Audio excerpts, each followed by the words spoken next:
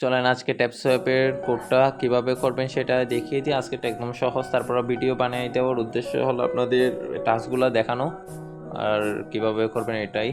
দেখেন আমার গতকালকে এটা সলভ হয়েছে, আজকের যেটা সেটা দেখেন ওয়াচ নিউ ভিডিও, এটাতে ক্লিক করবেন, তারপর স্টার্ট মিশন দিয়ে দিবেন।